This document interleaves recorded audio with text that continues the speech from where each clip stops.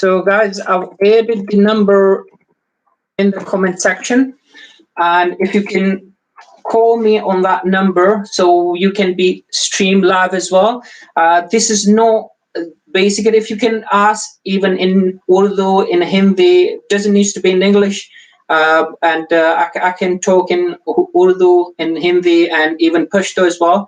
So it's just for interaction with yourselves as well. Want to have more sort of interface with yourselves rather than through the messages, which anyone can do it. So this was the idea actually. I'll take the first call here. Hello, good afternoon. Good afternoon, Jack. How are you? Very well, thank you very much. You are the first caller here. Thank you very much for your participation. And would you mind to say your name and your location, if you don't mind? Yeah, sure. My name is Nishit. I'm from India. Hello, Nishit. You okay? How is it going? Yeah, due to COVID, somehow we are getting stuck, and we have lots of questions regarding UK. Absolutely, yeah. Actually, you're getting my voice? Yes, absolutely, absolutely. Carry on. Just for your information, you are going live as well on the YouTube channel, so you are live there as well. So just for your information. So carry on. Yeah, you're with your questions. Yeah, I will try my level best to answer the best to my knowledge. Fine. Actually, I am a civil engineer as well. Good. Right now, I am planning for my master's in civil engineering in University of East London. Due to some circumstances, my intake has been failed. Actually, I was planning for September intake. Now I'm planning for a January 2022. Okay. Now, many of my friends are in UK, and they had a question that here the problem for PR is very, very much sequential, because if you are going to study here as a then the PR scopes means they are not sure about the PR. So according to you, what will be the better for option? Because I am looking for a bright future. I don't want to come just for 3 or 4 years like that. Yeah, absolutely. No, I got your question, brother. So I'll answer your question. This is quite typical question. Obviously, you think about the long term when you plan to go abroad. And in terms of the PR, obviously, I always say in my videos as well, you need to plan your future from the very onset. And by that, I mean that when you choose your course, that should be the right course where you can get the job here as well. So it doesn't need to be some random course. Obviously, if you are a civil engineer, you are in the right hands. So I always encourage people. I mean, civil engineer is always in high demand here. And once you've done the degree, MSc degree here in civil engineering, I'm pretty certain about the system here in terms of the civil in the construction industry. I ever seen in past sort of 17 years here in the UK that anyone here who has done engineering here, especially civil engineering, and they didn't get basically to get the job, and they went back. I mean, it's hardly any sort of picture I can see here. So you are in good hands if you're thinking about civil engineering.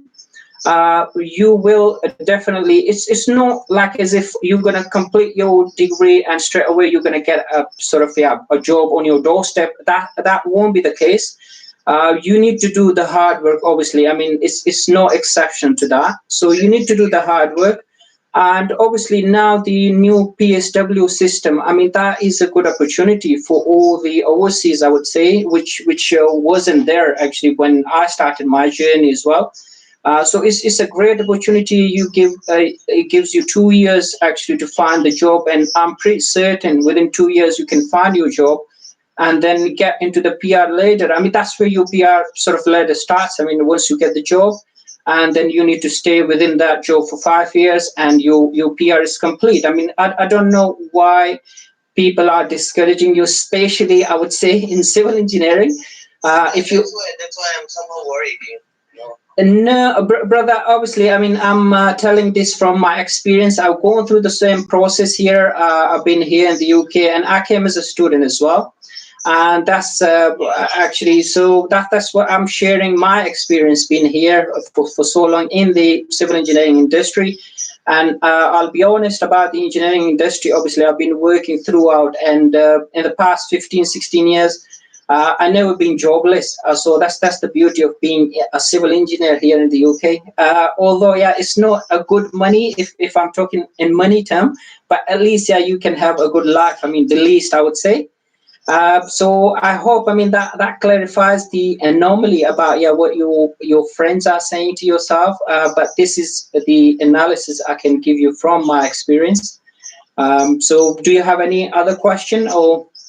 Yes, Jack. I have one more question. According to you, which will be the best course I would go? If it will be a master's in civil engineering, MSc, or it will be in construction, this construction project management will be the better course. According to you, which course is in demand?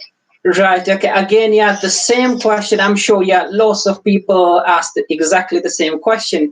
And my answer, unfortunately, remains the same. So I always say go with your sort of priority, whichever is your favorite subject. So go with that, because whether if I'm talking about construction project management, or I talk about structural engineering, environmental, water, whatever, they all come under the same civil engineering umbrella. So you will be in the same port, basically, in terms of the job opportunities. They are equally basically spread out throughout the different disciplines, whether you are structural engineer or you are construction manager.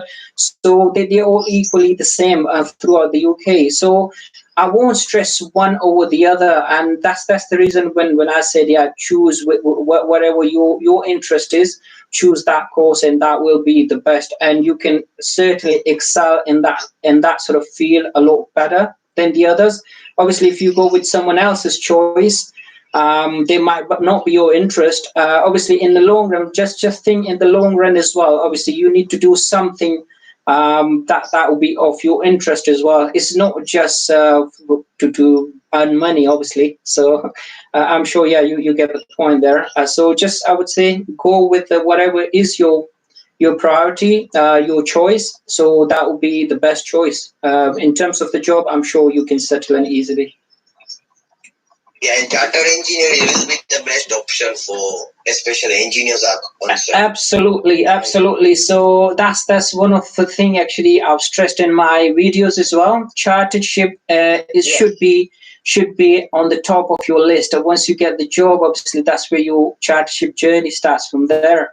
And that should be the priority. And that's exactly where you can earn a lot of money as well, actually. Once you get the chartership, then you can play basically with the money. I'm sure, yeah, that will be the case. So that should be your priority. And I always say in my videos as well.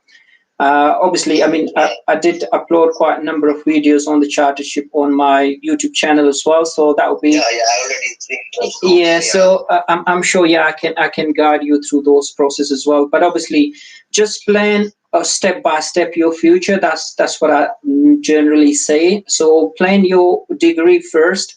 The next step would be getting into the job, which is the job hunting sort of process, and then obviously the next stage would be to plan your future. I mean, in the long run is your chartership. So that would be the future, basically, to stay here. And I'm pretty certain, yeah, you would have a good life here. You can easily settle in. And anything else, Nathan? No, Jackie, that's fine. Thank you for your precious time. Thank you very much. Thanks for your call. Much appreciated your call. Yeah, thank you very much. Yeah, thank you very much. Yeah. So, guys, here we go. Another call here. So we're going to take another call. Hello, brother. You are live on JK Civil Engineer. Hello, sir. Yeah. And also, I am a civil engineer. And hello, sir. Yeah. I can hear you. Can you say your name and your location, please, if you don't mind? I am Vignesh from Tamil Nadu, India. Hello, Vignesh. You okay? Yes, sir. I'm fine. How are you, sir? Not too bad. Yeah, thank you very much, first of all, for your call. And do you want to say your questions or you want to say anything else? And just for your information, you are live on the actually on my channel as well, on the YouTube channel. So you're streaming live. Yeah, your question is going live there as well. So Yes, sir. I'm have some of questions. yeah, sure. If India added into reduced country, then how long it will, sir? It will affect the September intake, sir. Right. Okay. So the first question, India is not on the red list country. Actually, I did upload a short video clip yesterday. India is currently not on the red list country. So for all the viewers, I mean, they're watching it now. So I did say that it is alarming actually from the concerned authorities here in the UK. But currently, India is not on the red list country. And in fact, actually, I was reading through the news yesterday as well. There is a planned visit from the Boris Johnson, the UK PM, to India by end of this month as well. So that shows basically, I'm not sure whether that ties in with the same theme, whether India won't be on the red list country, because if that gets into the red list country, that means Boris Johnson have to cancel his visit as well. Otherwise, I mean, he is to quarantine as well. So currently, as we stand today, India is not on the red list country, but having said that, is not certain that that won't be the case in long term. So obviously it depends all the other data, scientific data from the UK authorities. So as of now, just to clarify, so India is not on the red list country. Anything else? Next question, sir. Do you have another question? Yes, sir. Yes, sir. Yes, sir. Sir, I am a fresher. I am civil engineering fresher. Mm-hmm. So, how about job opportunity for freshers in UK, sir? Right. Okay. A very common question, especially from the freshers. In terms of job opportunities, obviously the first stage will be to do your masters. I mean that would be your first stage to come to the UK. Yes, and once you have done masters here in the UK, so we have here actually we call it graduate jobs. Basically, that's what we call it here for the fresher. And there will be lots of jobs specifically advertised for graduates, and that means you have no experience. You come straight from the university and you're applying for the jobs. So that's where we call it the graduate jobs. And you can basically you are eligible to apply for those jobs. It doesn't require any experience at all. So there will be lots of opportunities there. But I always say when you plan your course, make sure you plan in the long run as well. So choose the one specifically, I would say, which are from the shortage of occupation list. In long run, that will help you as well. I mean, to settle in here in the UK. And that will help you to find the jobs here as well in the UK. Obviously, if you are on the shortage of occupation list, that helps you when you get to change your PSW into the work skill visa as well. So that give you basically 20 points there as well in that sort of sense. So you are easily eligible to convert your PSW into the work skill visa. So I always encourage you to plan your future ahead, yeah? Sir, is construction management is in shortage occupational list also? Civil engineering or yes, it is not specifically mentioned in that list, but this comes under the same civil engineering umbrella. So this is part of the civil engineering. Okay. So this will be part of it. Yep. And it's anything more? I have some. Yes, sir. Yes, sir. University about university question, sir. How about engineer Ruskin University, sir? I have confused about university, sir. Coventry University or engineer Ruskin University. Well, brother, in terms of the universities, I say they're all the same standard. So I don't differentiate. Obviously, unless you go to the world top universities like Cambridge and obviously Oxford, that are completely out of the picture. But the otherwise, I mean, all the other universities, I will rate them all the same. And I do say if you can save some bucks on the fee, I mean that would be good. So go with the cheapest university, and I'm sure you can find some cheapest university from one of the video uploaded on my channel as well. So you can find some cheaper values there, and that will help you when it. So anything else? There's a big queue actually, so I'll be a bit quick. Yeah. Thank you, sir. Thank you. Thanks for the call. Thank you. Thank you. So guys, thank you very much for your calls. So here's another one. So let's take this call. Hello, brother. You are live on JK Civil Engineer. Would you mind to say your name and your location, please? Yes, sir. Yeah, my name is Stephen George. I'm from India, Kerala, actually. Right now, I'm in Croydon, UK. All right. Okay. Good to see. Yes, someone from Croydon. Here we go. London. Yeah. Yeah, I'm actually in the backside of the ACOM office I'm staying. Wow. That's literally you there. So you are working at AECOM, yeah? No, I'm not working actually. I'm staying here. I'm actually new to the UK. Okay. Yeah. Just been here for like 2 months. I'm actually a civil engineer. I worked in UAE for 2.5 months as a site engineer. And I also did my master's here in 2014. I did my MSc in Civil and Structural Engineer from Quality University. Okay. But later I went to the Gulf. I didn't get any structural job, so I was working as a site engineer there. Okay. So now I am in the UK trying to get a site engineering job here. But everywhere I search, it seems setting up is a big thing here, using this survey equipment. But I don't have any experience in setting up using this auto station GPS and all. So I don't know whether that is the reason I'm not getting a job. Right, brother. So just to clarify, what your status here in the UK? Are you on a student or a dependent visa? I'm on a dependent visa. Oh, right. Okay. So you are on dependent visa, and what your experience is all you mentioned 2.5 months or 2.5 years? 2.5 years. Right. Okay, brother. You need to adopt to the culture here.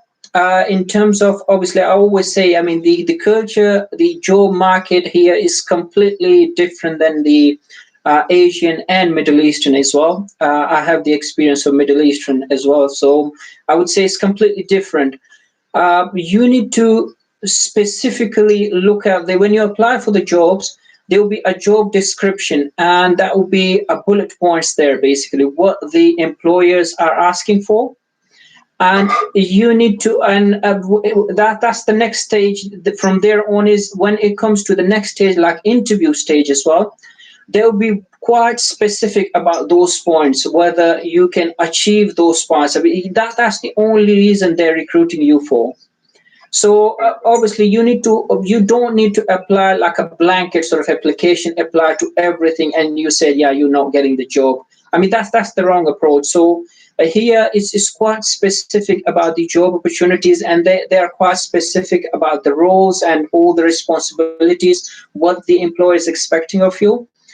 So as long you look at those requirements and those description from the employer, you can, I'm sure you can assess yourself whether you have the competency, I mean, to go for those jobs. That is the only requirement there, basically, brother. And I would say in terms of when it comes to like equipment or training, it's not necessarily required by the employer as long you have the skills. That is what it requires here to get the job. So as long you have the right skills, and obviously, as said earlier, you need to apply for specific what you can think you can achieve basically from that job description, whether you are competent to do that job. Then you should apply for those ones, because it's just no point, I mean, going for something which you've seen there, you are not, basically you are not competent to do that. So they won't, the employer won't waste their time. That's for sure. So that's how actually the market works here. Obviously, I mean, if you can see you're not getting the job, I would say look for within your relevant experience, look for the job descriptions and just see the bullet points, what they required. And you can start learning about those sort of skills, and that will aid you, for your future as well. So that is a good start for yourself. I mean, obviously, if you're not getting, the sort of notices from the employer or from the recruitment agencies, look at those your relevant sort of experience and look at the job descriptions, what the employer is looking for, and you can brush up your skills there. So I hope that clarifies your question. And there's a big queue actually on the line. Is there any other questions I can help you?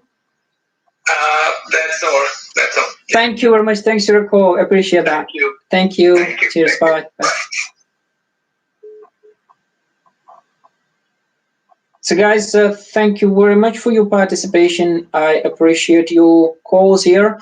And in terms of, obviously, I mean, these are the common questions. And I thought, I mean, this will be the sort of, the session I wanted to create. So that will benefit lots of like-minded people as yourself, rather than me responding to all the people individually. So here's another call. So let's take that one.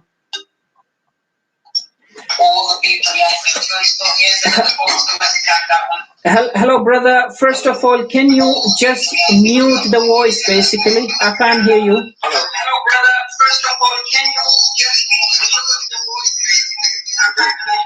Okay, just a minute. Hello? Hello, brother. Yeah, you are live now. So you wanna? Are you listening to my voice? Yeah, I can hear you now properly. Thank you very much. And if you can say your name and your sort of location, if you don't mind. Yeah, my name is Anshul and I'm calling from India. My home state is Uttarakhand. Thank you very much, Anshul. So do you want to say your questions or do you want to just say hi to everybody there? Actually, you are live streaming now on the YouTube here as well. Yeah, I know. Actually, first of all, I want to thank you because you are giving so much information, especially in the civil engineering field, because I'm not able to get even a single channel which is giving specifically knowledge on the civil engineering, what is the scope in the UK. Appreciate your words. Yep. And I got a lot of information from this, and I'm also encouraging my friends also who are in the field of same area. Thank you, brother. Much appreciated. Well, this is the channel for yourselves for all engineers. So yeah, go on. Yeah. Yeah. And my next question is, recently I got the admission in the University of Birmingham in the Road Management and Engineering program. Right. So I just want to know how's this university and how's this course? What is the future prospect in this course? Right. Okay, brother. A similar question actually from all the students sort of community. In terms of obviously, I mean, your course is much more relevant to civil engineering. So I would say it's a good course. Obviously, it's in shortage of occupational lists, so relevant to civil engineering. So it has a good future. In terms of the university, brother, I always say universities are equally, basically, they are all at the same standard, I would say. If you can save some bucks, basically some fee there, I would say just go for that rather than the top universities. Obviously, I mean, if you go to Cambridge or Oxford, that's a different level. But otherwise, I mean, all the other university, they provide great education, and I'm sure you won't be disappointed with any of the education system with any of the universities you're choosing, as long they're providing you the right content, what your interest is. That is the most important thing. So as long you have checked the modules and what your future basically, what you'll see in your future, as long they deliver that sort of aspects there at the university, that is the good option actually to go for that. So I would say in terms of university, I won't say one is better than the other. So they all stay at the same level, basically quite high standards. Yeah. Okay, and then my next question is how much time it takes to get the tier 2 job? That means how difficult it is to find out a sponsor for tier 2 job after completing my course. Just because I have some questions from other people who are saying Canada is better opportunity or like other countries have more opportunity. So that's why my mind is little bit confused, little bit, not much. Right. Okay. So obviously, I can't say for other countries, but certainly I can say from UK perspective, the least. Been here for quite so long. So the first, obviously, you got the choice now, the PSW, which is a great opportunity for yourselves. I mean, coming students here, and the 2 years here. I'm pretty certain 2 years is long enough. I mean, to settle in and find the tier 2 job. And just to be clear, there's no specific tier 2 jobs. I mean, we call it tier 2 jobs, skilled worker visa jobs. They are not specifically advertised as if tier 2 jobs or skilled worker visa jobs. So you will still find your jobs within the consultancy or contractor or the client sort of environment. And once you get the job, I'm sure it's quite easy for them. I mean, once you deliver, once the employer, the client, they know you can deliver the stuff, it's quite easy for them just to give you the basically sponsorship there. So I would say civil engineering is in the shortage occupation list. It's not hard to find a job. Obviously, you need the consistency and the hard work that needs to be there. So there's no exception to that. But otherwise, in terms of the finding the job, I'm sure 2 years is more than sufficient. You can certainly find the job, the tier 2, I would say. And the next stage will be your PR once you find the job, so you can get on the PR stage there from there on. This last question is, should I start searching my job immediately after entering my program, like graduate jobs, which start advertising just 1 year before I start getting like sites like that? No, it's a quite good question actually. I won't encourage you like straight away once you join the course and start searching for jobs, because even if you get to the interview stage, the employee, obviously you are not eligible to go for the job, so they won't give you an offer. But I would certainly say that get to the habit of searching for jobs the least. So there will be all the portals, the job portals, you will be used to that, how to make your profiles on those ones, how to upload your CVs and interact with different agencies. So that is quite a positive when you start from the early on. And once you get to the, I would say at least the second semester, that's where you can start applying from there on. And it's quite easy actually. Once you know the process here, how to apply for the job, I'm sure within a day you can apply for 100 of jobs here. And there will be specifically jobs advertised for graduates here on the different portals. And it will be just a matter of clicking basically and applying for the jobs here. So it's quite straightforward. But I won't say start really when straight away. I mean when you join the course, because it will be a long way off, 1 year, and generally the employer they won't wait for you. I mean for 1 year to complete your course and join them again. But when it comes to basically about a half a year, halfway through your course, they can still wait. If you are the candidate they are looking for, if you give a really good sort of interview, and they can waive the place for yourself. And I would say I was one of the lucky one actually, which when I tried a long time ago, I was exactly in the same boat. So I tried and applied for my job when I was in the second semester. That's why I encourage you basically. I've gone through the same process actually.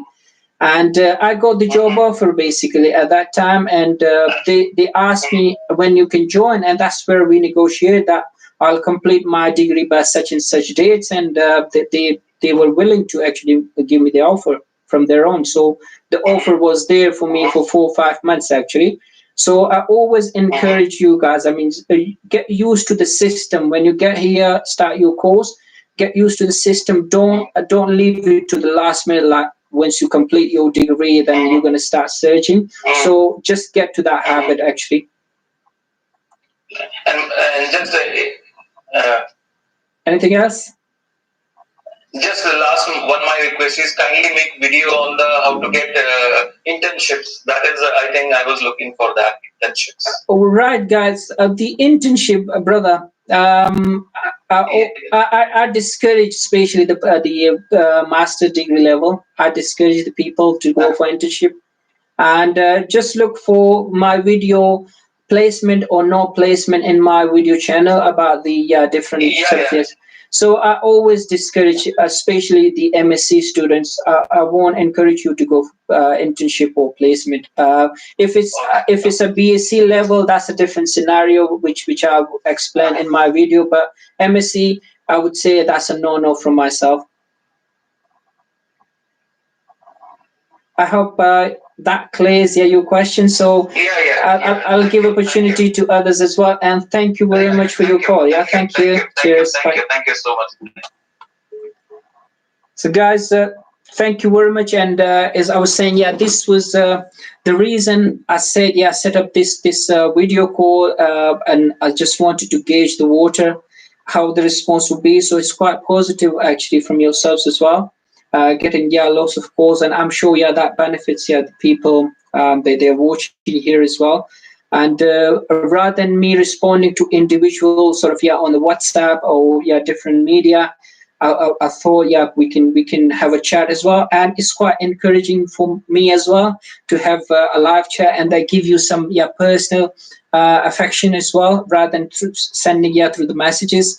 So we'll see if someone else call me. Oh, there's lots of people that they are on the call. Let's take another call, and we'll carry on from there on. Hello, brother. You are live on the JK Civil Engineer. First of all, brother, can you mute the voice? Yeah, you are live now. Hello. Hello, brother. Can you hear me? Hello, brother. You can speak in Hindi as well. I can speak Hindi. Hindi. Hello, can you hear me, sir? Yes, I can. Do you want to say your questions? Hello. Hello, brother. I can hear you. The whole world can hear you. I'm Khalil Qureshi, 50-year-old. I'm a diploma civil engineer. Hello, brother. Yes. Sir, I'm Khalil Qureshi, 50-year-old. I'm a diploma civil engineer. Passed out in 1994. Mm-hmm. Sir, I think I just wanted to ask you, sir, is there anything for me in UK now? Well, there's in the UK for everyone actually. So I presume you've been working. Actually, I lost the brother, but I will respond here as well, brother. There is opportunity for everyone, obviously, with your experience. So I would say you should go straight into the job market. So presuming you've been working in the civil engineering industry, so you should apply for the tier 2 or skilled worker visa jobs, which I uploaded a few videos on my channel as well. So you can go straight into that, and I'm sure you can find the way there. So let's take another call here. Hello, brother. You are live on JK Civil Engineer. Do you want to say your questions? Or before that, can you say your name and your location, if you don't mind? Sir, I'm Khalil Qureshi. I'm 50-year-old. Hello, brother. Yeah, I can hear you. Yeah. I am 50-year-old. I have passed out my diploma civil engineer in 1994. Okay. So I just wanted to ask you, is there anything for me in UK now? Because in India the market is actually there is low market. Right. I'm not seeing any vacancy. Right, brother. So presuming you've been working throughout your career, is that correct, or you didn't find any jobs? Yeah, I'm doing a job, but I'm not getting the pay as I want here. Right. Okay. No, I got the point. I got the point. Yeah, brother. So what I would suggest, obviously, I mean, if you got that sort of experience from 90s to obviously more than 20 years experience, start looking into the tier 2 jobs, like the skilled worker visa jobs.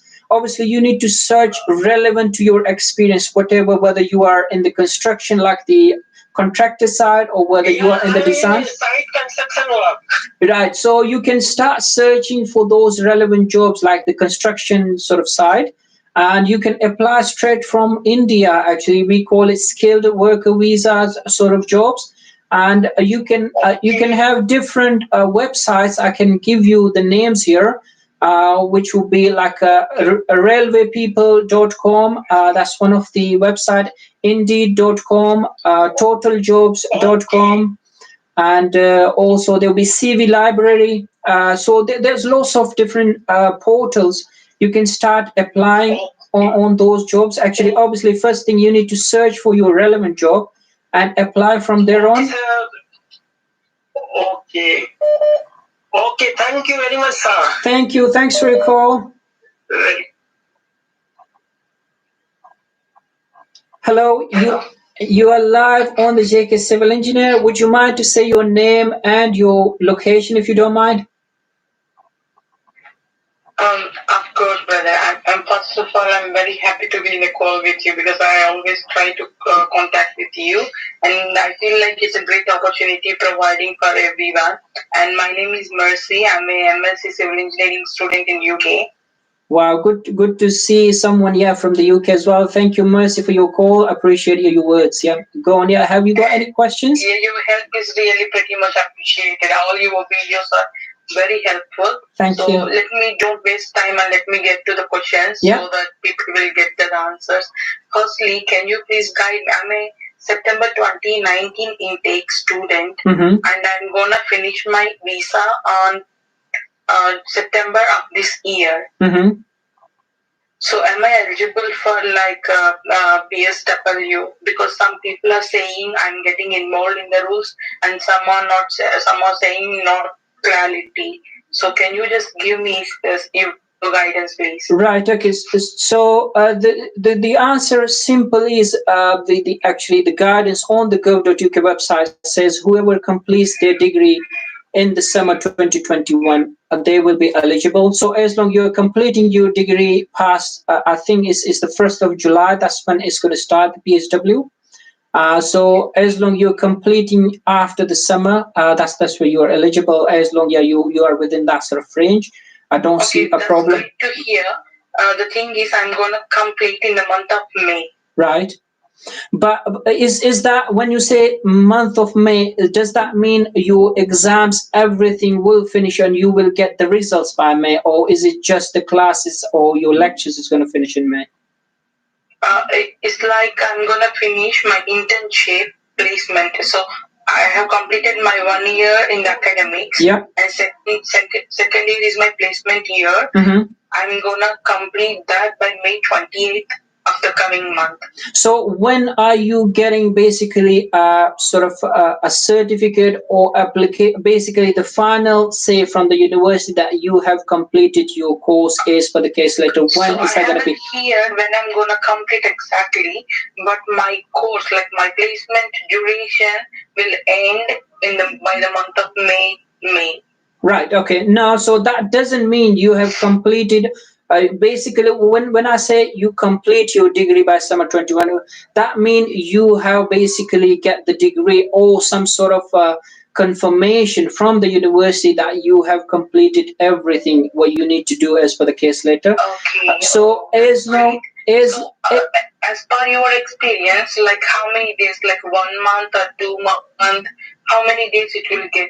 Well, absolutely. I got no idea. It depends on the university. So I would say I would encourage you to get in touch at the earliest opportunity with the university and explain the situation. This is where I am. And obviously, you need to tell them. I mean, obviously, I'm trying to get, obviously, they would have the rules already in place for people like yourselves. I called the International Student Advisor team. And they just told me the same thing, like I'm getting involved in the rules, but like they still need to wait for the final guidelines of UKBI, like they're gonna. Right. Okay. Now this is the guidelines. Actually, it says the completion. By completion, that means when you get the final sort of from the university, they said you have completed your course and you get the degree. Basically, that's where the completion is.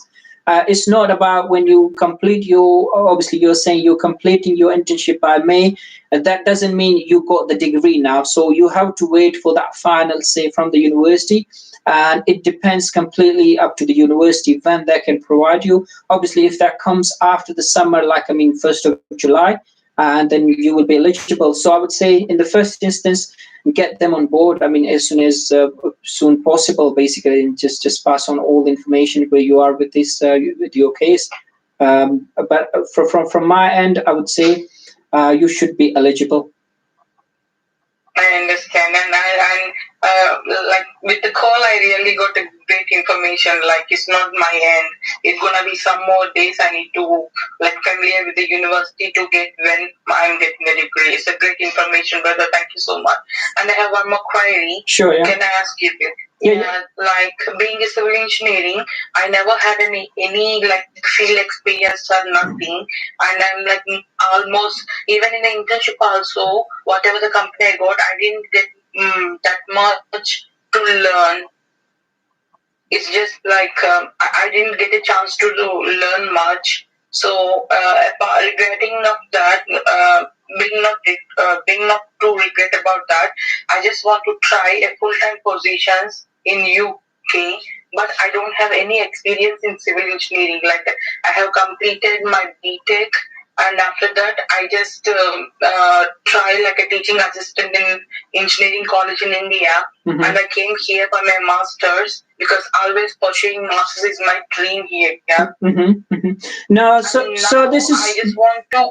This is typical question actually. So when you say in internship, what company did you do internship with? Was that engineering company or something else completely out of the box?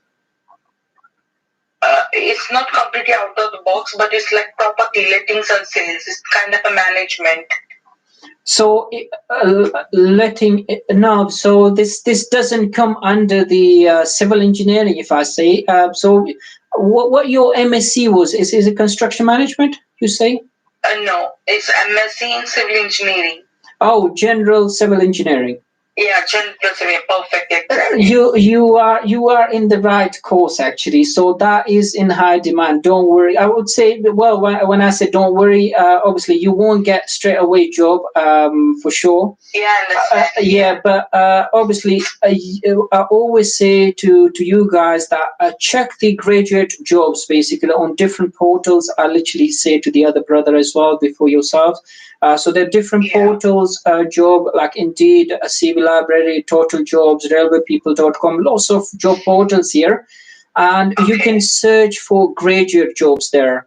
And when you go to the job there will be description there on the jobs, and you can straight away. They don't require for the graduate job. They don't require any sort of experience. Trust me, I mean, that will be the case. They won't require any, as long you can tick those basically what the requirements are there. That will be like your soft skills. And maybe, obviously, I mean, if you are going like a technical, like design engineer, graduate design engineer, they will expect you to know the basics of engineering, like bending moment, shear force, and different sort of softwares.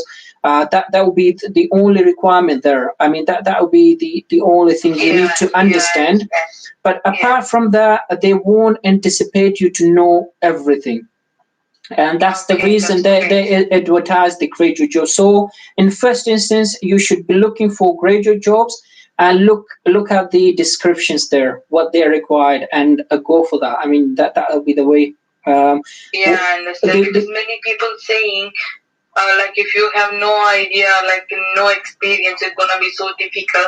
So to be frankly saying, I'm pretty much worried about it. Like I really want to get placed here, but always it's pushing me back. Like I do it. No, absolutely. Obviously, I mean, you studied, you have paid for that huge fee here, and you want to settle in. I mean, that will be the ultimate goal, obviously. Yeah, exactly. So what I'm trying to say, you need to be consistent. You need to be hardworking. You need to understand your skills. I mean, that's what value here. You need to understand what the client wants in the job description. And you need to tick those boxes. I mean, that's where you're going to get the job. I always say, concentrate on your skills. I mean, that's what value here. Generally, the MSc you guys are doing here in the UK, that only make you eligible to apply for the job. I mean, once you get the job, they don't ask for the degree or anything. They only ask you for your skills. They only look for your skills. So make sure, I mean, you understand what the graduate jobs, basically, when you search for those, what they are requiring in the job, and as long you tick those boxes, and that's your chance, basically, to get on with that. Yeah, so sticking to the requirements of the companies and building up those skills will definitely help me to get placed here. Absolutely, absolutely. And I said, I mean, start looking on those job portals, different jobs, and I'm sure, you will find relevant jobs there. Oh, that's so great. Thank you so much for your support. And every video, I must say, is so helpful in every corner of the world, people, because I always follow your website. So I feel like it's a great opportunity to thank you in now. Thank you very much. Appreciate it. Civil people. You're like a gem for civil people. Really. Thank you very much. Much appreciated your words, and thanks for your call. Yeah, thank you very much. Thank you. And if have any queries, can I text to this number anytime? Please join the WhatsApp group. That is the group actually Okay. on my sort of videos. I've added the links there. So join one of the group. I'm sure we have all like-minded people over there as well. So even if I can't respond straight away, there will be someone Okay, I understand. there will be people like that. You mentioned about the group in any video? Yes, and lots of recent videos. There will be links there in the description, so you can join the groups there. Yeah. Then I will definitely do that. Thank you very much, Thomas. Thanks for your call. Cheers. Cheers. Bye. Bye. So, guys, that means a lot actually. If I can have only one or two people out there, and I can share my experience. Obviously, I've gone through all this process already. And if I can share and I can value add basically help to others, that's all I meant actually from this video. I mean that's the reason why I've started this channel as well, and that was the main reason. And it's so pleasing. If I can't express in words now. Like I mean the words. I mean you guys are saying that it does help actually people out there. Obviously with the text. You don't feel that sort of basically passion there, but now when you hear their voices, and it tells you basically what that means to them, actually a little bit of help, and that can help go quite a long way. And I'm sure in these countries, actually, when you leave your country and you come here overseas, these are the little helps. That's all you need. You only need a bit of a guidance. I mean, the right way, where to go, where to start your career. And that's all you need here. The rest, I mean, you have to follow the rules, regulation anyway. You can't bend the rules there. But as long as someone can tell you this is the way how you can go about this way, and that's where you can pave your future here. So I hope, I mean, this is helpful, and I really appreciate your engagement with this calls, and there's lots of questions here actually on the YouTube as well. Thank you guys for your appreciation, and I'm still available for the call. So if you want to call me, let's give it another 10 minutes or so, and we can wrap it up. And this was just a trial, guys. I was trying to see if there's any positive response from yourselves as well. If I can add basically directly live to yourself. And I can carry on basically with the same theme every sort of Sunday. We can set up the time, and I'm sure if you got questions, generally there will be the WhatsApp group, which normally I add the link into the video's description there. You can join those WhatsApp group there as well. And I think one or two of the groups already filled in, but you can find out your space in the other groups as well. And we are all like-minded engineers here. And I'm sure, if I can't help you, there will be people like myself, or we are more experienced than me. They can guide you there as well. So it's a good sort of opportunity, not just for me, but for all the community here, especially for the people here. They're trying to settle in here in the UK community, how they can get in here. So I will give it another 10 or so minutes. We will wrap it up. It's literally 15:50 now. So it's been 50 minutes, and I really appreciate your participation here. Just to update you on the current actually situation here in the UK. we are moving obviously in the right direction, whatever the government plan was in terms of the easing off of the lockdown. So all the non-essential shops and everything that's been up and running now.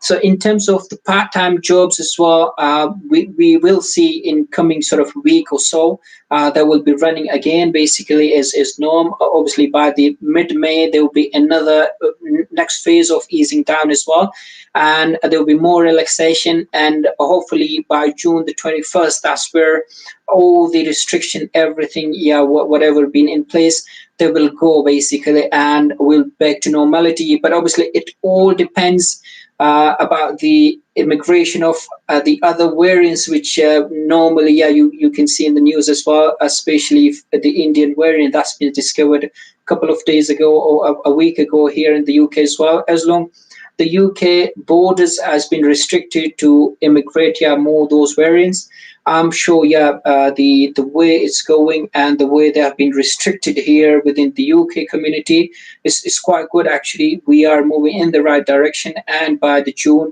all the restriction, everything, they'll be gone actually, and we'll be back to normality. And I'm sure all the jobs and all the way we used to live pre-COVID era, I mean, that will be back in no time actually after June.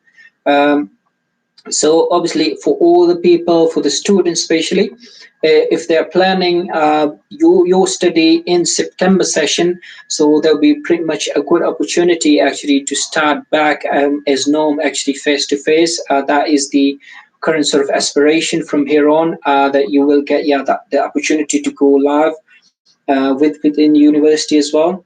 And I'm sure that will give you, obviously the previous couple of sessions, I mean, that going the university, it was unfortunate for those people. They just go on basically virtual and online only. But I'm sure, from September onwards, everything will go back to normality. Guys, I still got a few minutes. If anyone, give me a call so we can discuss it further.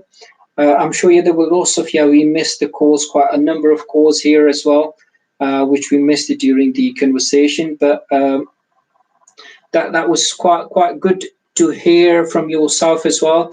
And these are the sort of the same question actually what I was trying to say. So rather than I answer or text you back on my WhatsApp, it's just I have to say only once and everything get the same answers here. And that was the primary reason actually I said let's give it a go, and on this live call I can answer those questions, and I'm sure that going to benefit a lot of people out there, and it will save my time as well as your time as well.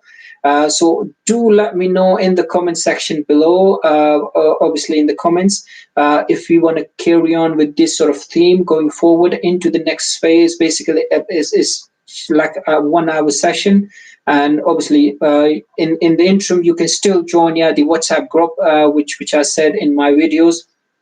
You can join them in the interim. You can ask questions there as well, but this would be more like a more live interaction, and with hearing your voice as well. That feels a lot more sort of touch there as well. So let's see. There's another call here, so let's take that call and see what the brothers are saying here.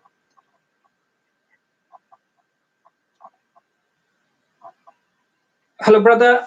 You are live on JK Civil Engineer. Would you mind to say your name and your location, please? Hello? Can you hear my voice?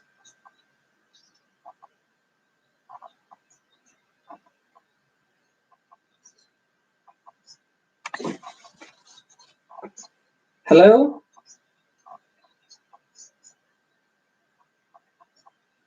Sorry, brother, I can't hear your voice if you're not speaking. Hello? Hello, brother? Hello, you are live on JK Civil Engineer. Would you mind to say your name and your location, please? Hello? Can you hear my voice? No, I think the brother didn't like my voice, and he didn't want to talk. Oh, here we go again. Let's try again. Let's give it another go. Hello, brother. Hello? Hello. Yeah, you. Can you hear me? Yes, I can hear you. Yeah. Yeah, it's me, Messi again. I'm on the live session. So, can you just hello? Hello. Yeah, I can hear you. Yeah. Yeah, can you just tell me, like, students who are doing the masters, like, what are the like primary tests they need to take, which helps, like, it's a health and safety test there, CSCS card there. So, what do you think? What are the best and suitable tests while they can prepare before they're gonna enter into the UK industry? Right. Okay. Do you want to stay online, or should I just cut off your call? Is there any more questions? No, nothing. Like everybody's saying CS all the time. Right. So is there like some of my friends said lead, there is some lead exam there and there is some prime there. So whatever the tests which are helpful for the students and which you feel like they need to, if they take before entering into the UK industry, Yep. it will definitely help the students. So can you share that experience? Absolutely. Absolutely. Yeah. I will explain there. Yeah. Thank you very much. Thanks for your question. Yeah. Thank you. Thank you. Bye. So very common question. Thank you very much for raising that question again. And I would say there's no requirement, absolutely no requirement at all. The reason I'm saying this actually, different industry have their own sort of test or requirements when it comes to basically doing the actual jobs, especially these tests, the health and safety test, the CSCS, they comes for the construction only. If you're doing a job with a consultant, you won't need that test at all, basically. But even within the construction industry, if you're working in the building side, there will be completely different requirements than if you're working in the railway industry. So again, the reason I'm saying you don't need any sort of prerequisite sort of training or any sort of test you need to prepare yourself for, as long once you know what industry you're going into, then you can go from there. For instance, if I say you're going into the railway industry, then for a railway industry you will need the PTS, personal track safety, which is the health and safety equivalent to the CSCS card, which you need on the construction, the building side. So that's the reason why I say you can't do everything anyway. Like PTS or CSCS and all the other health and safety. That's not something you would do as a fresher. Basically, once you complete your degree and you would do all these courses, I completely discourage you to go into those. Always look for the information and get the knowledge of health and safety. That is very, very vital, very important, especially when it comes to the interview stages as well.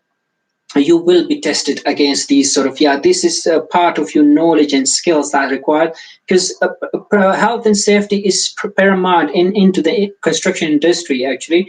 So even if you're going into the consultant sort of industry, like design industry, you still need to understand from the design perspective what you can basically provide from health and safety. So from the design perspective, we say what your responsibility would be from health and safety perspective, or what sort of the element you need to design to make sure it's easy buildable on site as well. So these are the sort of things you need to think out of the box.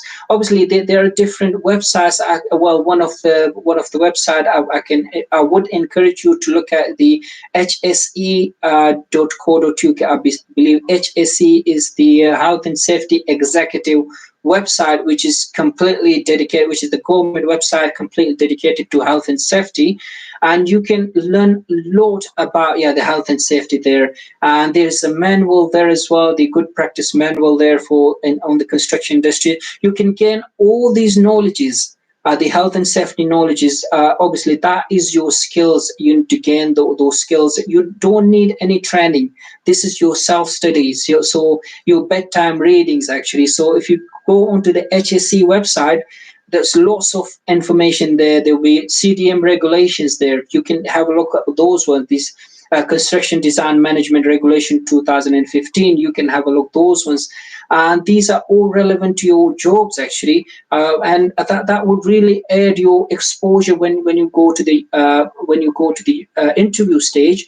And if you expect actually just highlight these ones that you know about the CDM regs and these are the health and safety aspects, that's where you can add that value to your skills to the health and safety there. So in terms of the training, whether it's the CSCS, PTS, or any other course, I don't encourage you to go for those straight into as a fresher.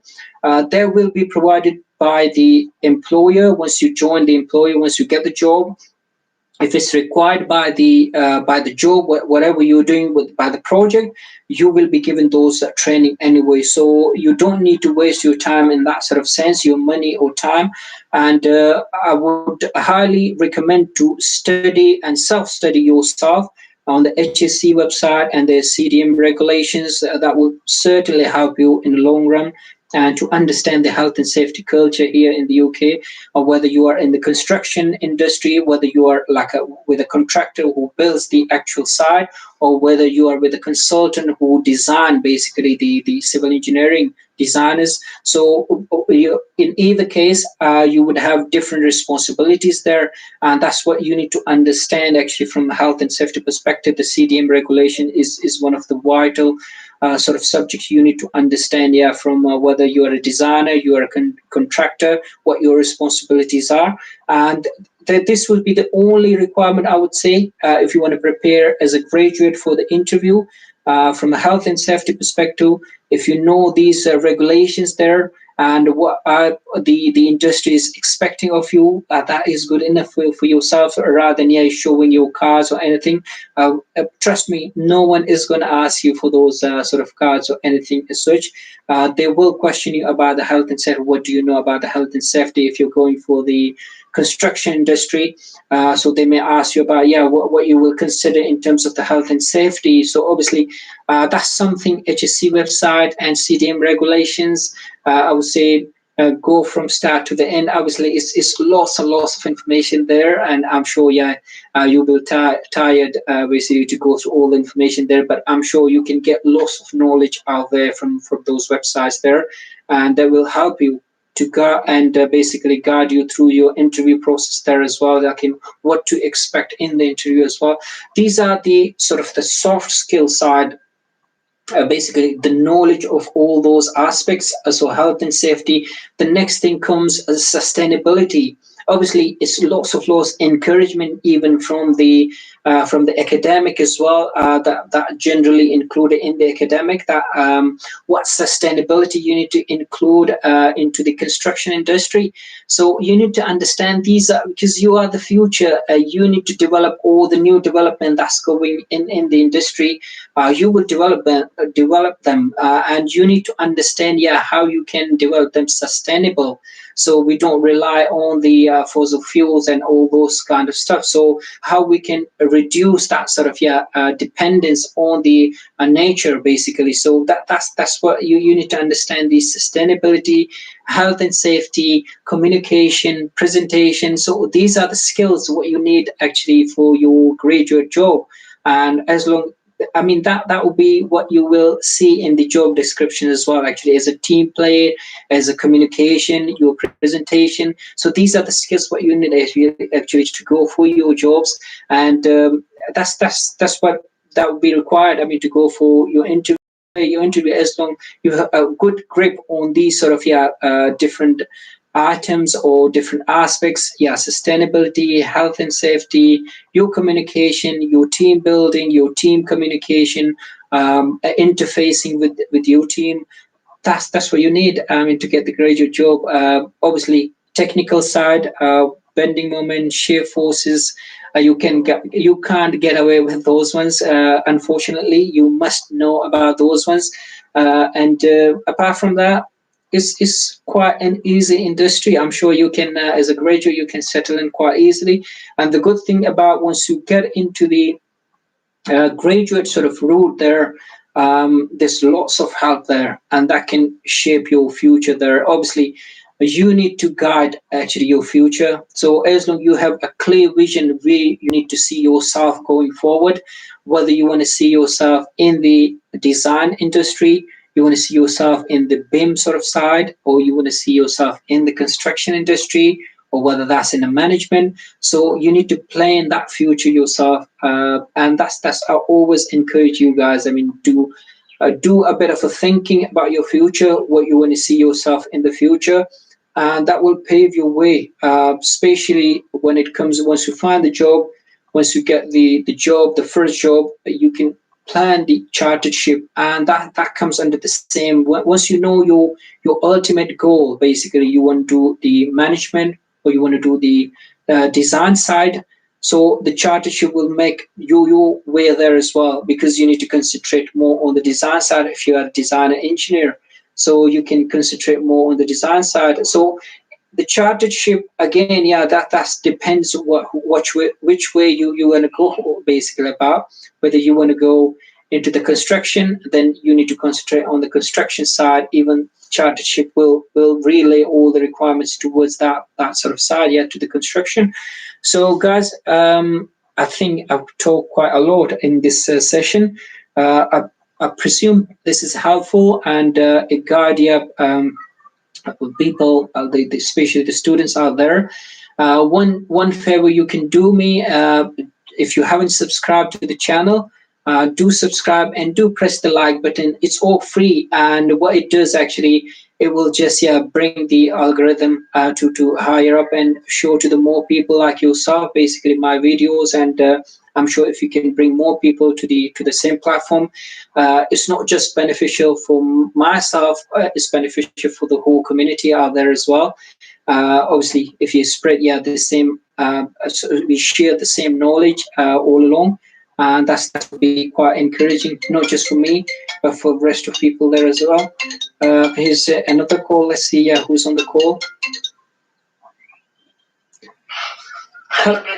Hello, you're live again. I just posted in the live chat, so I think I'm not get answer. So better calling live. So can I ask you that? Sure. Yeah, you can have. Let's give it a last question. Yeah, from yourself. So I'll wrap it up then after that. Yeah, thank you. Thank you so much for your answer. Actually, the thing is, as I told you, I'm from MSc Civil Engineering. Mm-hmm. And I'm like more interested in office works, like rather than being site and doing columns and beams. Mm-hmm. I'm like more interested in like office works, like management and procurement, and stuff like that. So can you please guide me? How should So I'm gonna end my course, and I'm very much interested to be placed. So in what way I can direct my paths? I'm like really a big question mark with like. So as you told me now, first we need to select which area we need to move in. So my interest is like management and procurement strategies, and always like team handling. So because I'm very good at explaining, communicating, and speaking with the people. Doing the stuff done by the people. So can you please guide me? Absolutely. Do you want to have another question, or should I close the call? Are you presuming you are listening on the YouTube there as well? Yeah. Okay, so I'll cut off the call. And I'll be in call if you're saying if I got a point I can ask. What do you think? Yeah. Okay. Thank you so much. Right. Okay. So that's a very good question. Obviously, I mean, for the management side, the main and the foremost important skill you need to have the communication, presentation. That is the skill what you need. Obviously, within the civil engineering industry, you need to have the basics knowledge of all other. If you're completely going into the management, you only have to have the basic knowledge of other aspects. Like, I mean, if you're doing basically procurement or management, sort of, assistant project manager, you start with that sort of skill, basically with that level. So you need to understand the minor sort of, the technical side, like how the designer would do the design, how long that will take the design. Obviously, if you know the design yourself, a basic knowledge, you would understand all these sort of, when it comes to bidding for the job, and when it comes, obviously, that's the bidding and the procurement that comes into the management side. and the commercial side. So once you know basically the basics of the designs, which every civil engineer should know, that's where I said you should have the basic knowledge. Once you know that basics, so you would understand how long that will take for a designer, for a technician to complete the job, and you can place your bids, basically your cost against those ones. That would be your responsibility, part of your responsibility if you're going into the management. So you need to have the basic knowledge there, but in going straight into the management, you must have the complete sort of understanding of the communication skills. Obviously you need to understand the I would encourage you, if you're quite strict in that sort of side, you should skill and brush up your PM sort of the software skills as well. Generally the PM would use obviously Excel spreadsheet. That's all along basically. No matter which field you are in, you would use the Excel spreadsheets. But apart from that, you will use the Primavera, P6, Prince 2, and the MS Project sort of softwares. So if you start getting the knowledge of the basic knowledge of those softwares, if you can, that would definitely help you along the way.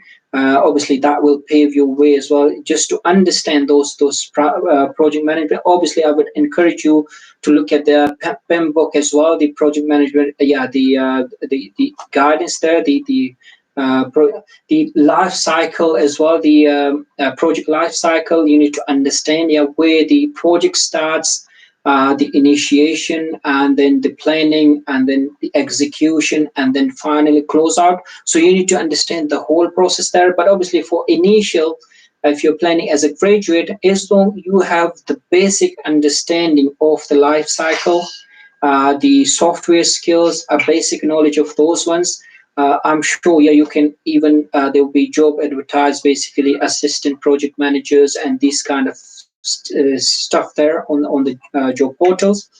So you can go for those jobs as well. That's really great. So being like jobs like assistant project manager, so do they need experience for that, or a graduate civil engineer can apply for that? You can apply, as I said earlier.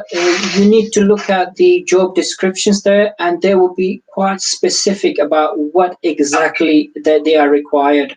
And it's said basically what skills you need to become a project manager. Obviously you need to have the software skills, communication skills, and all the basic knowledge of the whole life cycle.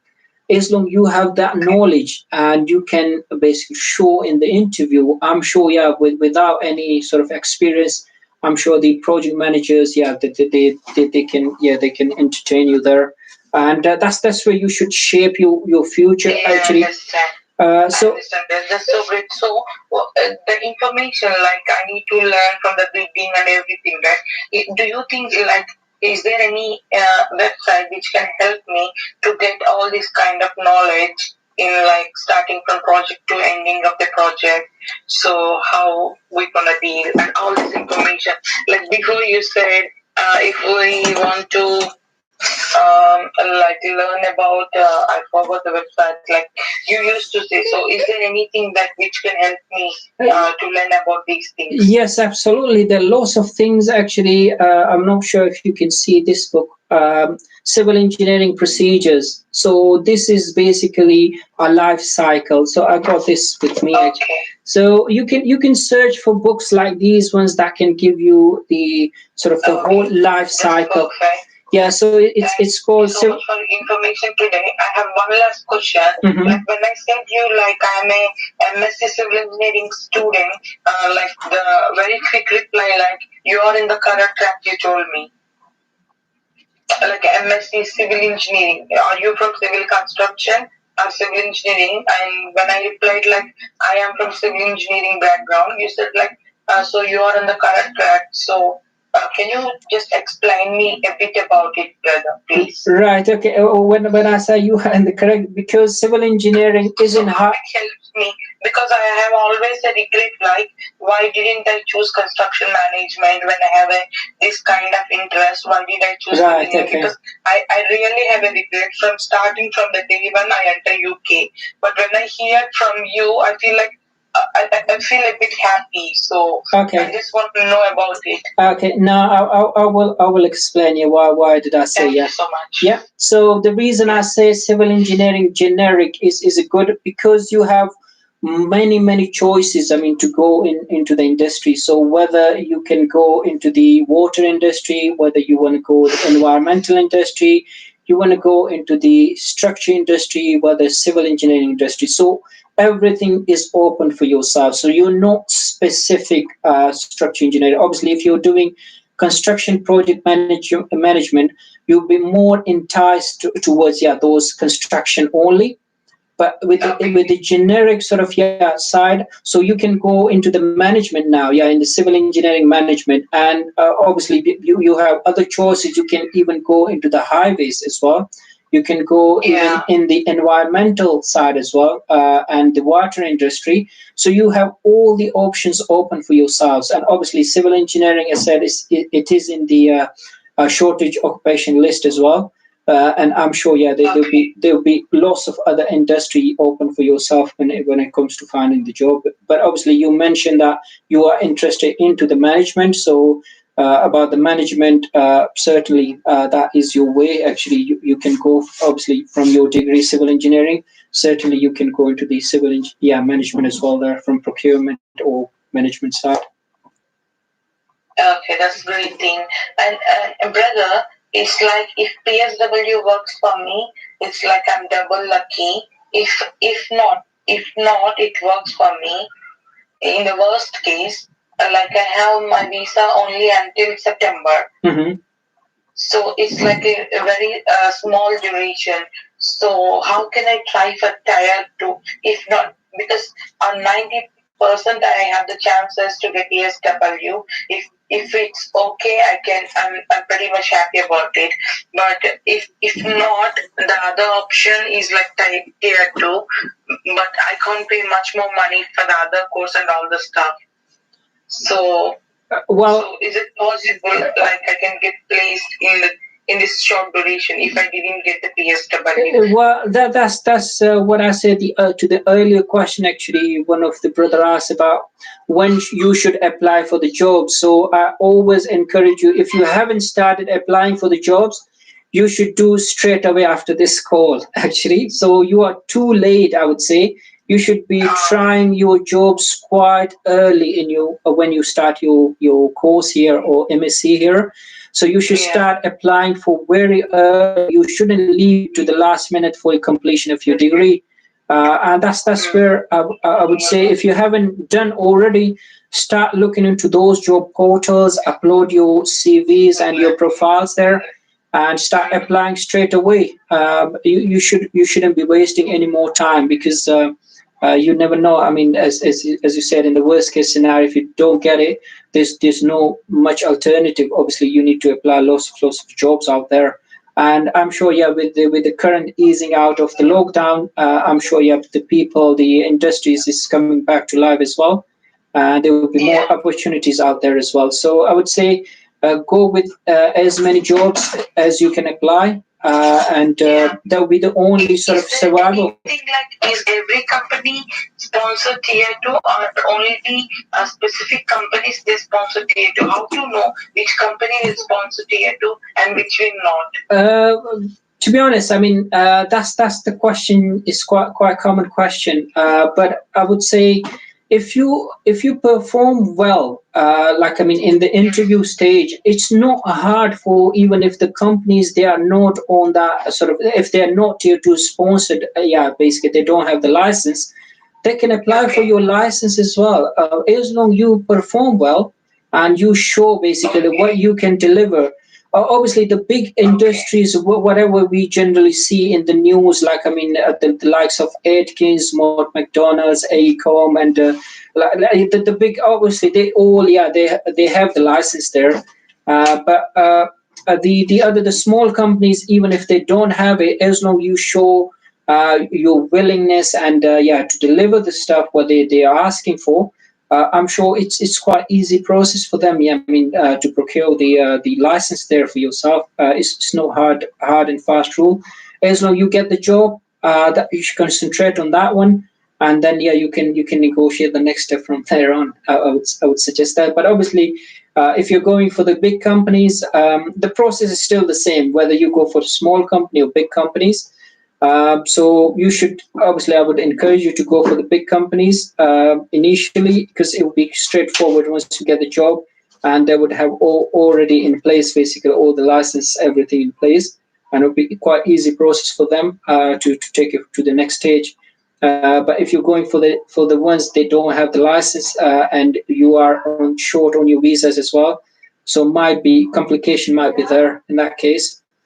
So I would encourage you. There's lots of people, lots of companies actually. I would say search for I would say at least top 100 top companies, whether they're consultant or they're contractor here in the UK, and I'm sure you can at least within the 100 you can settle yourself in one of them. I'm sure. Yeah, I understand, brother. So what kind of a job it is? Like consultant means, is it a civil consultant or what? Right. Okay. That's a good question. Actually, I was in the impression. Actually, you guys know about the difference: the contractor, the consultant, the client. So I'll just explain actually the difference between the three different tiers we go here in the industry. So we go the three different sort of stakeholders within the construction industry. So we call it the client, consultant, and contractor. So these are the three stakeholders within the construction industry. So the client is the one who wants the project. So for instance, obviously the government is the client in most of the cases. Like, I mean, in railway term, if I talk in railway terms, so the Network Rail would be the client. Basically, they're the one, they're maintaining all the tracks here in the UK. So they are the client. And then there would be consultant. Consultant would be the company who design basically whatever the client wants. For instance, they want a bridge somewhere. The consultant will be the one they will design basically that bridge. So that would be all the housework, basically the office work. So they will do the design, everything. That would be the consultant, for instance. So AECOM, the likes of AECOM, Mott MacDonald, and Atkins, Arup. I mean, these are the big consultants here. WSP. So they will be the one they will design it. So they are called the consultants. And then the third stakeholders that come, the contractor. And they are the ones they build on site, basically. They are the actual doers on site. And there'll be lots of basically that is where the construction management, all the students out there, so when they're doing the construction management course, so there should be more concentrating on the contractor side. So contractor side, so they should look for the contracting job majority of the time. But for yourself, I mean, they are in the design side, and they're doing the design sort of courses, the management courses. Like they want to stay in the procurement side, that should go with the consultant. Obviously, they should go with the easy sort of the office job. I mean, that would be the 9 to 5, the general sort of office job. So that are three different stakeholders. I mean, that how you distinguish within the industry here. So it all depends, where you see yourself. Basically, you want to see yourself on site. So obviously, I would encourage those people to go with the contracting. The contractors, and there's lots of contractors. The big biggest contractors here in the UK as well. So that they can, lots of opportunities there in the contracting side. And obviously, if you prefer the office job, that's where the consultant comes in, and you should be concentrating on those big names like the likes of, I said, AECOM, Atkins, Arupa, WSP, Sistra. There are lots there. If you search the Google, I'm sure you can get their names there, and you can go on their websites. You can go on their websites. Every website would have their job section, career section there, and you can go there, basically find your relevant jobs there. Yeah, that's great. And brother, like recently in a LinkedIn, I just got a job opportunity like from TFL. TFL. Saying, TFL, like saying they're gonna, if everything is okay, they're gonna hire us, and they're gonna give us 6 months, 6 months, like 1.5 year. Hello. Yeah. Like 1.5 year training plus job in that company as well. Like they're gonna they go train us for every 6 months in particular criteria, and for that training also it is paid. After one training, like 6 sections they're gonna train, and after that they're gonna recruit us, they're gonna pay more. So do you think is something like that, like I heard from TFS, so do you think is something, some schemes or something there in UK, so that we can get in touch with them, like so that we can get the train, like they said we can give training in 6 months about the highway network and 6 months about the water industry, like whatever is related to the TFL. So when you say your experience, when you say TFL, is it the transport for London? Is that what you're talking about, TFL, or is I'm confused? Yeah, TFL, Transport for London. Right. Okay. I saw it, they're gonna, like it's like graduate civil engineering role. Okay. And if we are for, they're gonna, like after interview and everything, if they hire us, they're gonna do 6 months each section, like they're gonna train us. So do you think, like, is there any some kind of, because it is the people are giving us training, then we make confidence and then we can start the job. So in your experience, like, can you please guide me something there like that? Actually, that is the general way. When the company, especially the big companies like TFL, obviously they are Transport for London. I mean, throughout the London, whatever the transport system is, they comes under the TFL. And TFL not just only controls the underground system, but also the overground system as well within the London. So that's a huge, big company there. So that's generally the way actually the big companies work. When you join the company as a graduate or through the graduate scheme, they will give you the opportunity to try all the different engineering aspects. My apologies here. My boy is here and he's disturbing. Right. So they will give you the opportunity, the big consultant and the big companies, to try all the different engineering disciplines. And the reason they're doing this, so you become a well-rounded engineer there. So you understand the whole sort of project. Yeah, obviously, when I just opened it, like I feel like very happy, like something, this kind of things happening there, because it's gonna help us in many ways, right? Yeah, absolutely, and that's where when we say a project, for instance, if I say there's a building project, right? So they would have all the other disciplines. Obviously, we are civil engineers, so we only think about our part. I mean, like the construction, the skin of the building and the roof. Basically, that's what we're talking about. From civil engineering, in the foundation.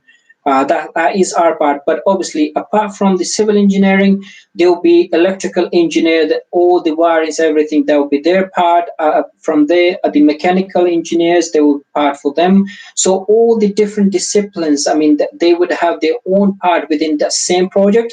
So what the consultant, the big companies, does that when the graduate joins them, they try to give them the experience, exposure to all other disciplines, so they understand the whole picture of the project. So it's not just they are only bound to the civil engineering only. So they could understand the whole life cycle, who else is involved, who other disciplines are involved within the project. So that is the norm actually here. When you join a company, a big company, they will give you this sort of 6 months sort of training in each discipline, and then obviously as a civil engineer, your background is civil engineering, so finally you will settle in back in the civil engineering discipline basically.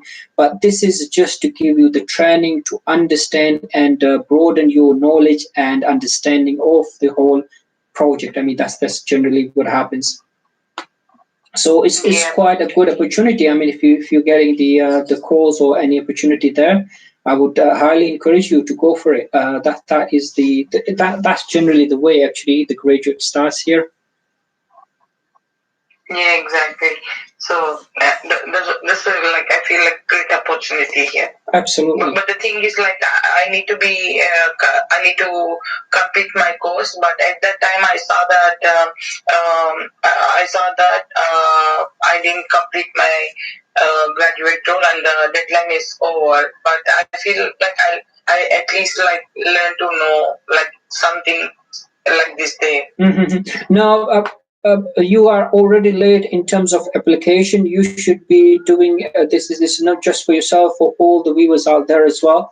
You should try apply for the jobs quite early. At the least, I would say once you get to the second semester, that's where you need to start applying for the graduate jobs, and you will get the process. Basically, you will understand the process during whilst you're completing your degree. You will understand the whole process, how the recruitment process works. So it's not a straightforward, basically you complete your degree and straight away you're going to get a job. Basically it doesn't work like that. So obviously you need to understand what the requirements are, what the obviously all the process. So once you started, the early you start, the early you learn, and by the time you complete your degree, I'm sure you will be pretty much in good shape. I mean, to apply and go for the interview, you'll be pretty much ready there.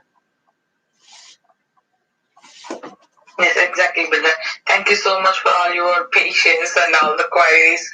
It's so helpful. Thank you very much, and I appreciate your participation. Yeah, I much appreciate your participation. Thank you very much. Thank you. Cheers. Thank you. Take care. Bye.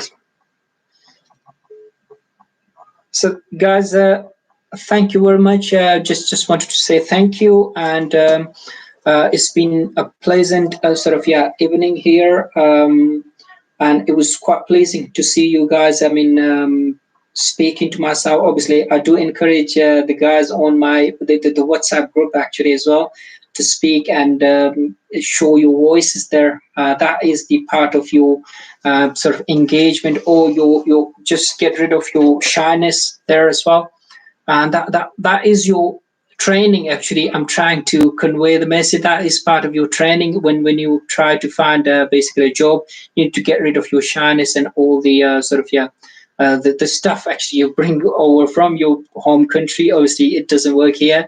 You need to show the boldness here. You need to show your skills here. You need to brush up your skills. That's what it matters here. If you are shy and you are sit in your own corner, no one is going to ask you. Until you ask for something, you won't get it. I mean, simple as that. So I do encourage you to speak to the people and ask the right question at the right time from the right people, and that's where you can excel. Again, lastly, thank you very much. There's lots of unfortunately lots of questions here in the live chat as well. Unfortunately, I won't get a chance to respond to those. There's another call. Let's see who's on the call there. Hello, you are live on the JK Civil Engineer. Would you mind to say your name and your location, please? Yeah, sure. I'm a Mushahid. I'm calling from Saudi Arabia. My home country is Pakistan. Hello, brother. You okay, Mushahid? Yeah, I'm fine. How are you? Not too bad. Thank you very much for your call, and nice to see you from Saudi Arabia. How is the weather there? Weather is quite hot nowadays. All right, already. So we have a quite nice sunshine actually here in the UK as well. So quite surprisingly, we don't see quite often actually sunshine here. That's great. So do you have any question for me? Yeah, sure, sir. I have a query that I completed my Bachelor of Technology in Civil. Mm-hmm. And it's my second year after my degree. I'm working here in Saudi Arabia. Previous year, I worked as a civil QC, and now I'm working as a site engineer in China Harbor. It's a mega project. We're building an island and a bridge. Mm-hmm. So I want to know my options if I apply directly to the company's websites in the UK. So what are the tips and requirements they are offering for the foreigners to apply for? So how much experience have you got actually post your studies? 2 years full and 1 year part-time. Right. Okay, brother. Well, I would say, I mean, where you are in the best place actually. NEOM is the best project. I mean, why you don't go to NEOM actually? You try your experience there. I'm trying there actually. But brother, let me ask you a question here. In terms of finding a job, which we call it skilled worker visa job in the UK. So if you're applying from outside and you come, actually, brother, the voice is quite. Have you got another question? And I can turn off this call before I answer. Sorry. Do you have another question, or that's all you have? That's all. Okay, brother, I will answer on the YouTube here if you're looking at, if you're watching there. So yeah, it's quite noisy actually. It's quite noisy here. Yeah? Okay, I will watch. Yeah, thank you. Thank you very much. Thanks for your question. Yeah. So, brother, the visa or the job, we call it skilled worker visa when you apply from outside when you come here on a job. But I would say with your experience, 2.5 or 3 years, unfortunately, I would say it will be a really struggle for yourself. I mean, to find the employer here in the UK, because the reason I'm saying that the visa itself is called skilled worker visa. So you need to show that sort of skill. You have something. The employer, they can't find it here in the UK. So I mean, if you go quite extensive expertise in specific field, for instance, if you're construction sort of management or construction manager there, and you have handle quite big projects there, you have the skills there, expertise there. But obviously, I would say at least minimum 5 onwards sort of experience. If you got those experience on your belt, that's where the employer can basically they will be more inclined to put your experience that obviously you got international exposure there, and they can hire you here. But with yourself 2 years, I would say it's very unlikely the employer is gonna basically hire you from outside. Obviously, it's quite easy for them to hire someone within the country with your experience, obviously 2-3 experience. They can easily find someone here. The reason it's easy for the employer as well, if they hire someone on the skilled worker visa, the employer is paying the government as well on each tier 2 or the skilled worker visa. The employer paying the bills here as well. I believe it's £1,000 per candidate for each year. The employer is paying. So obviously there's a lot more cost to the employer as well. And obviously, why would they bear more cost if they can find the relevant candidate within the country, and that would be less costly. So I would say if you're thinking about the tier 2 visa, you should get more sort of expertise under your belt and more knowledge in specific field, whether that's a construction or whether that's a design or whether that's a management or leadership. If you're specific in your field and get a bit more experience there, I'm sure the UK is willing to sponsor more people. There's a lot more work here going on here.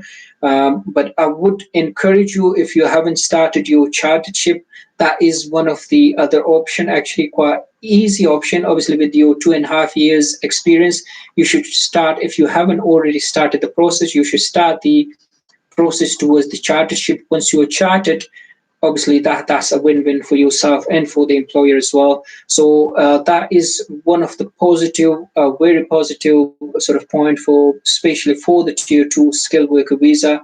Whoever wish to come to the UK, please do your chartership. If you got your experience under your belt, if you are chartered as well at the same time, I'm sure it would be an easy option for the employer to choose yourself, from the crowd. Once you're chartered, that's a recognized sort of basically qualification for anyone here in the UK to go for it.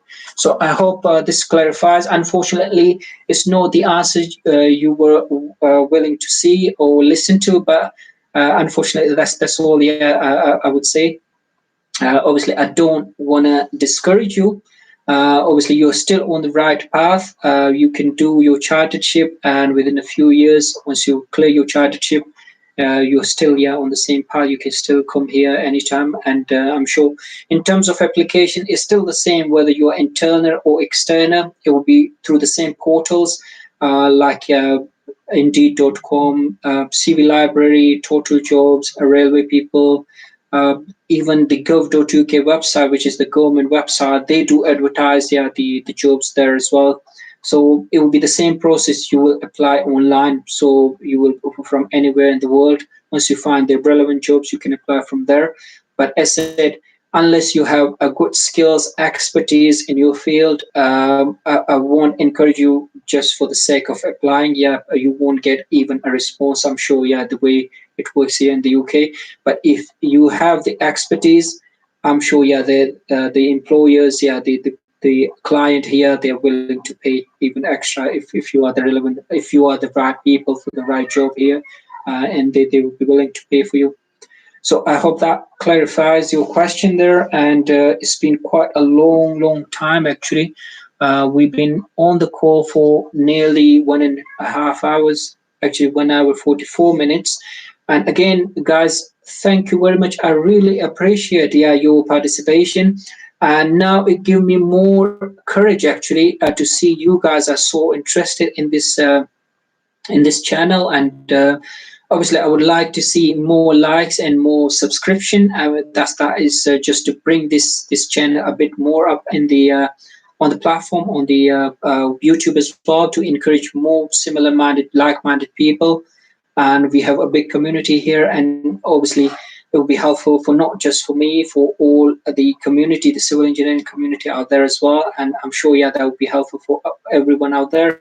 So with that note, I believe we had quite a good time, and I would encourage you, we can carry on with the same theme going forward, because I really like the participation here. So we'll set up similar theme for next Sunday. I will spread the word obviously on the YouTube channel, as well as on the WhatsApp groups. The WhatsApp groups, guys, I mean, if you haven't joined already, I generally add the link in my videos in the descriptions, and you can go there and join the group there. As said, I mean, a few groups, they're already filled in, so you may find a place in other groups. And we are all like-minded people, and we are helping each other. And I'm sure, you can benefit there as well, and you can participate there. And that's the way we can prosper, and we can help each other there. So with that note, thank you very much, and have a good and blessing day. Thank you very much. Thank you.